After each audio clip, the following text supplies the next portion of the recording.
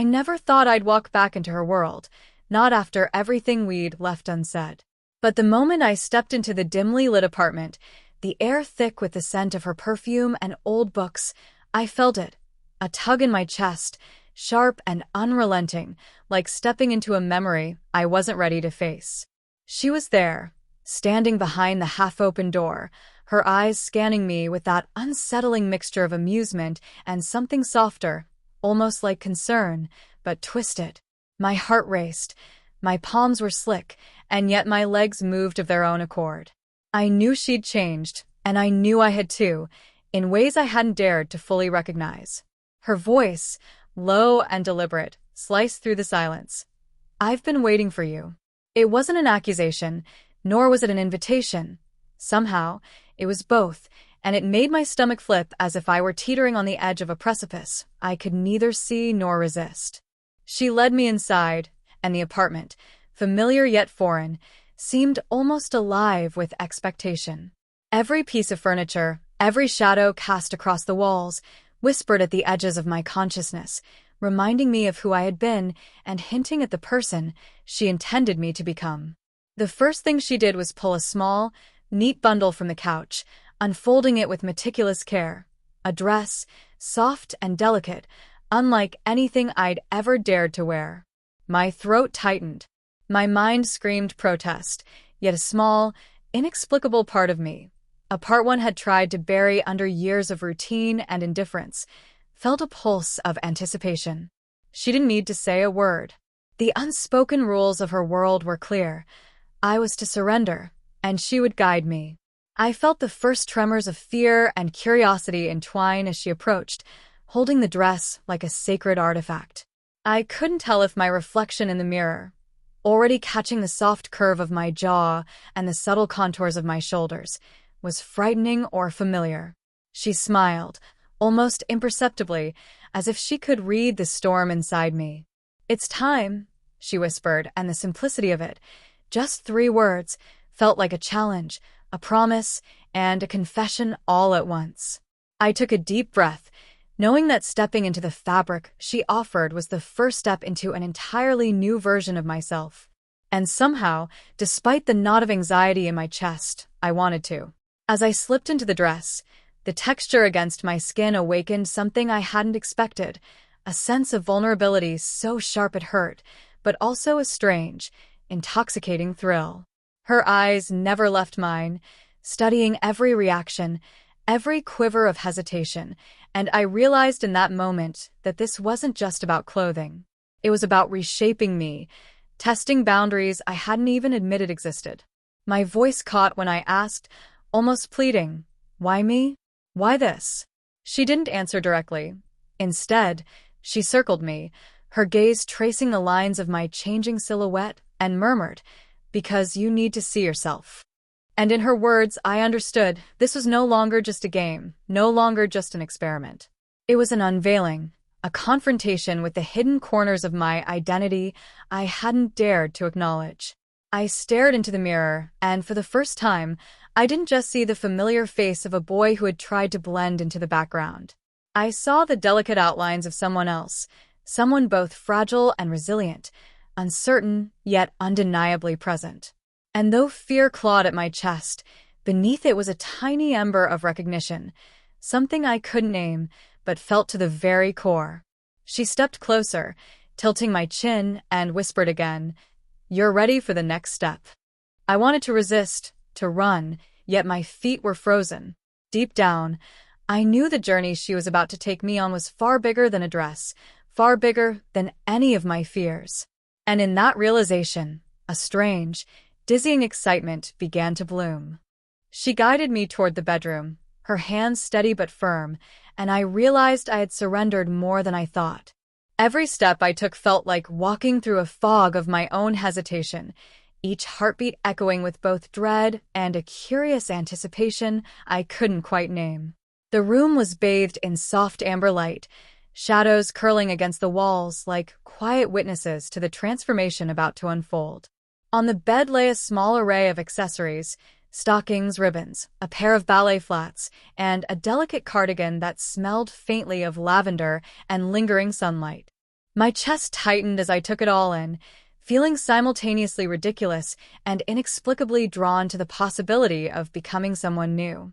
She didn't speak immediately, just watched, her eyes like mirrors reflecting the storm inside me.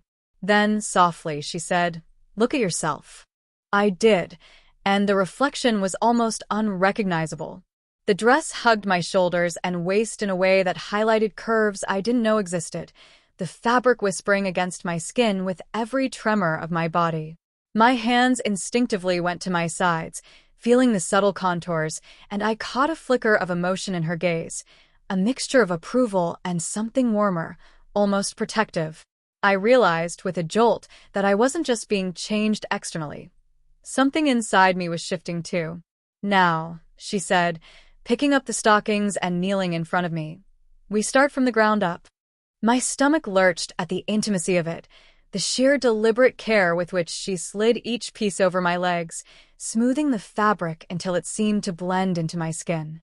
I felt exposed and watched, but also a strange, quiet exhilaration I hadn't anticipated. "You're beautiful," she murmured, and the words hit me like a pulse, foreign, yet somehow deeply familiar. My voice caught, and I shook my head, trying to protest, but the sound came out weaker than intended, as if my own body was betraying my resistance. She stood, circling me slowly, letting her eyes drink in every detail of the transformation. "Do you see yourself?" she asked, and I did, though not fully. The mirror reflected a version of me that felt like both a stranger and a hidden truth I had been avoiding. My hair fell differently, my posture shifted, and the smallest movements carried a grace I hadn't known I could embody. My inner voice battled my outer reality, whispering both fear and excitement. I realized I was no longer just observing myself. I was beginning to live in this new skin, hesitant yet inexorably drawn to it. Then came the shoes, and with them, an unexpected lesson in balance.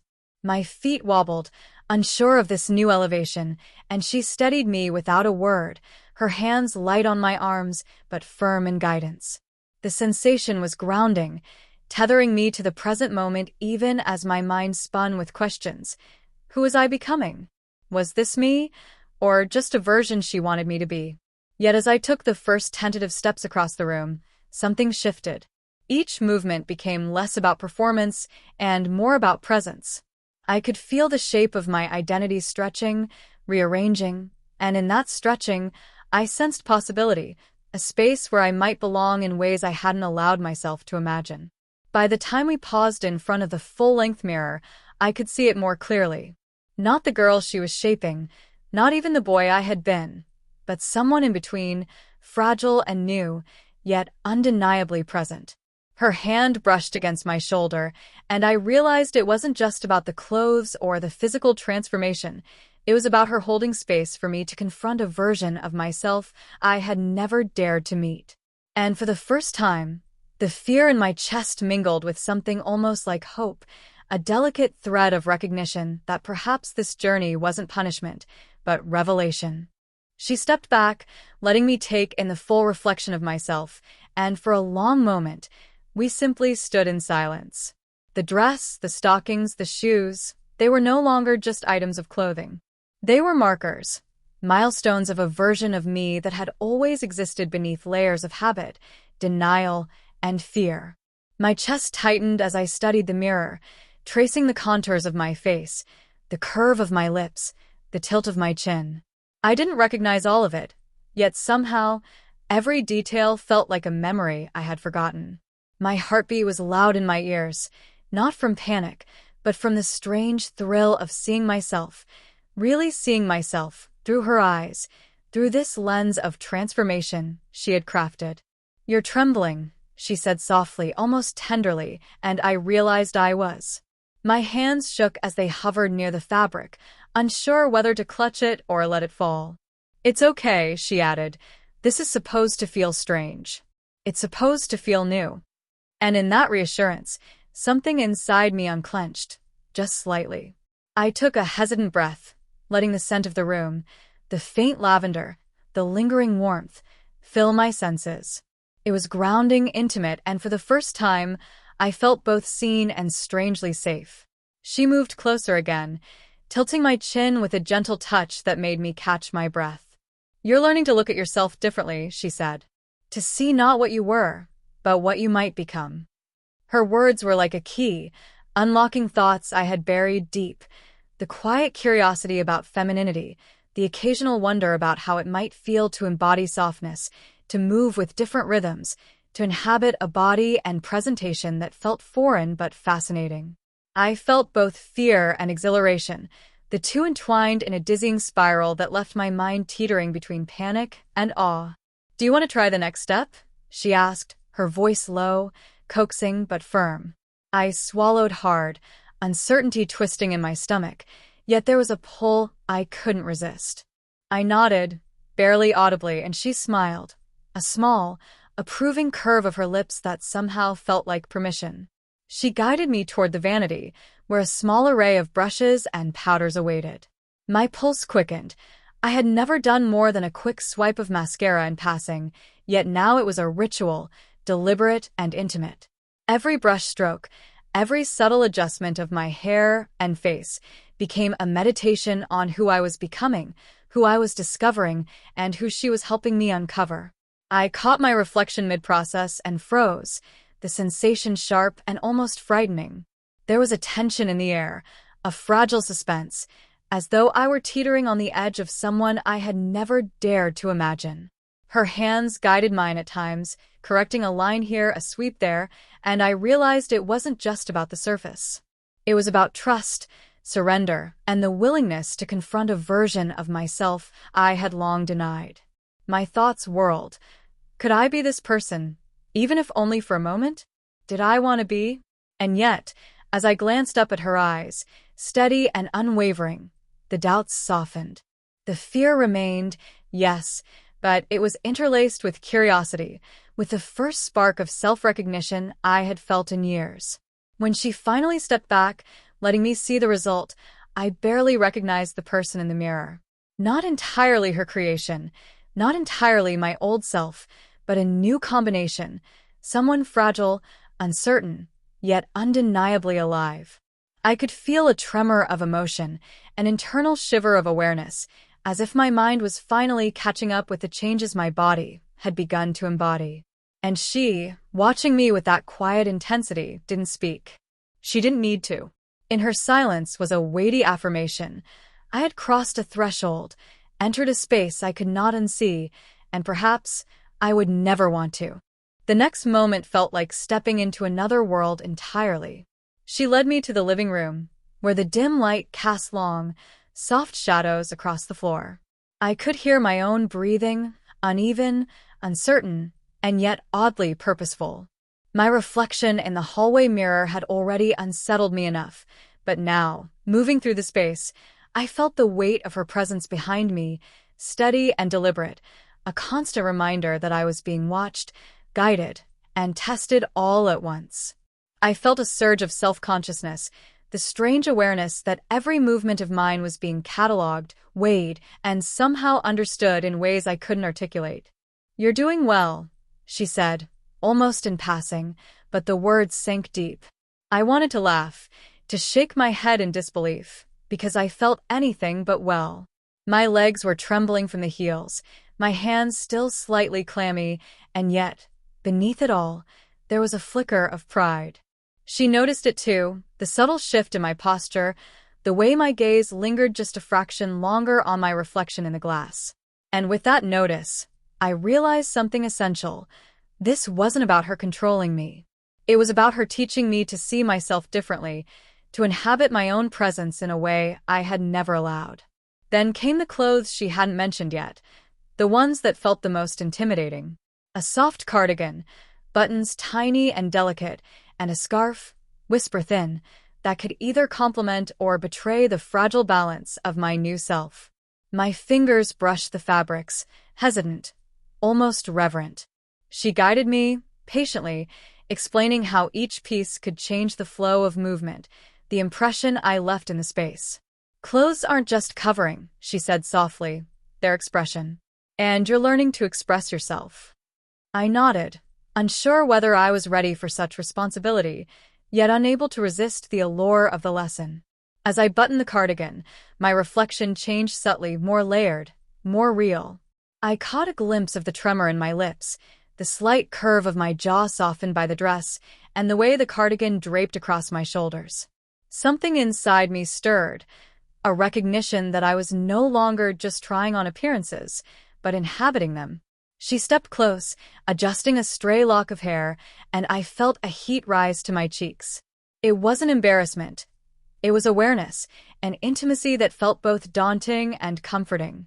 "Look at yourself," she whispered, and I did, for longer than I had thought I could. The tension in the room thickened as she guided me to sit on the couch, positioning me so that I faced the mirror across the room. From this angle, every curve, every subtle shift of weight was visible, and I could no longer ignore the truth. The person I saw was real. Not just a reflection or a fantasy, but a tangible presence, fragile yet undeniable. I felt a surge of conflicting emotions, fear, excitement, curiosity, and a hint of longing I didn't fully understand. She watched me carefully, silent but attentive, letting me inhabit this space without words, allowing me to confront the strange mixture of identity and self that had been waiting for me all along. And then, almost imperceptibly, she said, "You're beginning to understand what it feels like to truly exist as yourself." The words hit me like a soft wave, unsettling yet soothing. I didn't know if I could fully embrace it, if I was ready to accept this version of me, but for the first time, the thought of hiding felt unbearable. The clothes, the posture, the reflection in the mirror, they were no longer just exercises. They were a revelation. And as I looked at her, standing patiently beside me, I realized that this journey wasn't about fear or resistance anymore. It was about discovery, about learning to inhabit a self I had never allowed myself to meet. The hours slipped by almost unnoticed, though every second felt laden with tension and fragile discovery. She had me stand again in front of the mirror, guiding me through subtle movements, how to tilt my head, how to hold my hands, how to shift my weight so the dress and cardigan flowed naturally with me.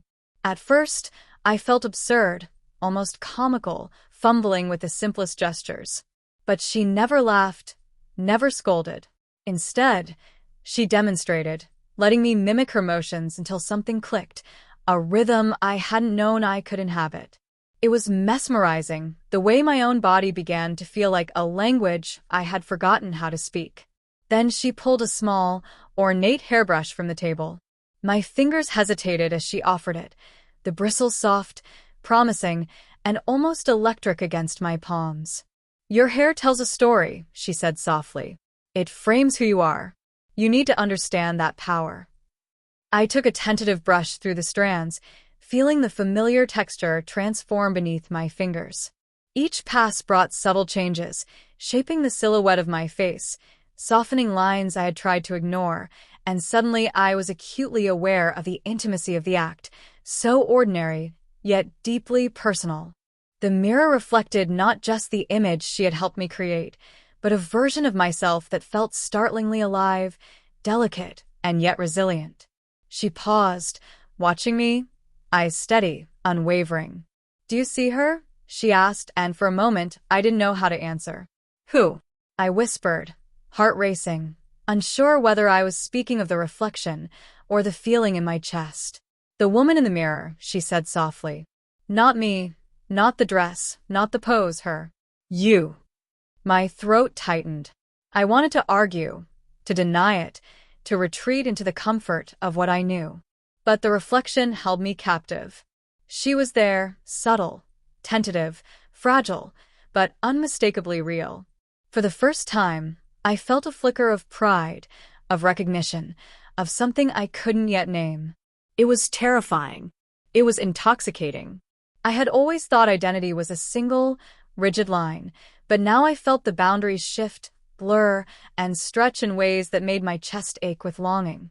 She stepped closer, adjusting a stray curl, and the gentle touch sent a shiver down my spine, not of fear, but of awareness.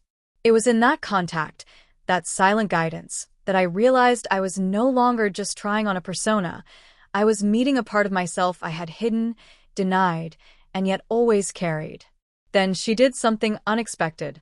She handed me a notebook, blank except for a single line written on the first page. Describe her. My hands shook as I held it, the pen trembling in my fingers. I had no idea what to write, yet the act itself demanded attention, reflection, honesty. I scribbled awkwardly at first, hesitant, but the words began to flow.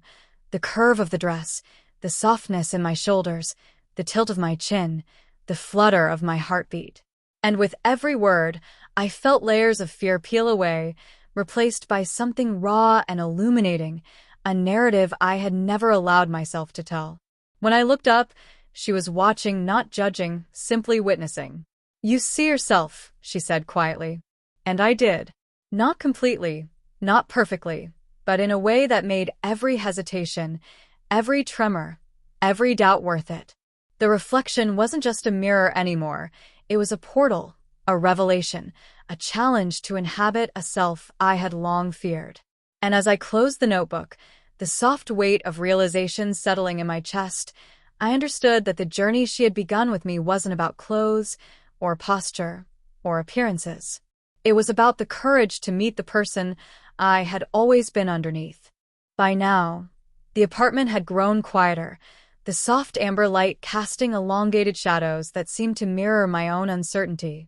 I had spent hours learning gestures, studying my reflection, and feeling the weight of a self I hadn't dared to acknowledge.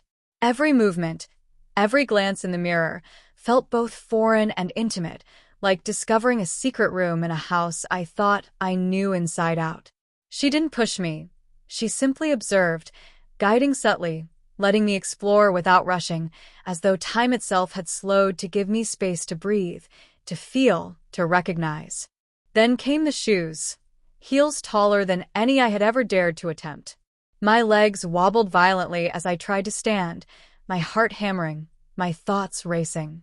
She didn't offer words of encouragement, just a steadying hand on my back, a quiet presence that somehow anchored me. "Balance isn't just in your feet," she said softly. "It's in your mind. Let it flow through you."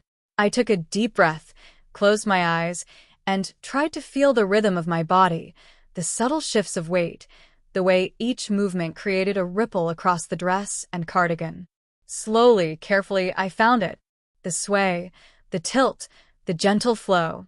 It was as though I had discovered a new language of motion, one I had always carried but never dared to speak. When I opened my eyes, I caught my reflection mid-step, and my breath caught.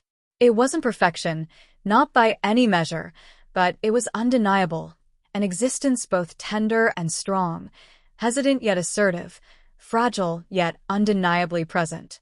She stepped closer, brushing a lock of hair behind my ear, and I felt a wave of emotion I hadn't anticipated, gratitude, awe, and something deeper, a raw vulnerability that made my chest tighten. "Do you see her now?" she asked, voice barely above a whisper. I nodded, tears threatening to spill, because I did. The reflection staring back at me wasn't just the girl she had helped me become. It was a mirror to my own courage, my own discovery, my own awakening. We moved through the apartment slowly, deliberately, as she guided me to sit by the window, the fading light illuminating every subtle contour, every tremor of my hands. "Look outside," she said, "and feel yourself in the space." I did, and the world seemed different. Softer somehow, more forgiving, more expansive. The fear and hesitation that had clawed at my chest were still there, but now mingled with curiosity and wonder.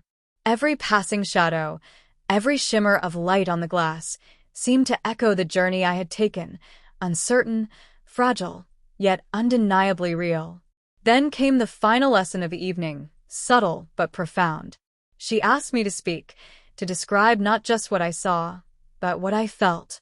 My voice shook at first, hesitant, but as I spoke, the words became a bridge between my inner turmoil and the emerging self I had glimpsed in the mirror. I described the curve of the dress, the sway of my steps, the quiet warmth in my chest, and with each sentence, I felt layers of doubt peel away. She listened silently, nodding occasionally, her eyes calm and unwavering, giving me the space to witness myself in a way no one ever had.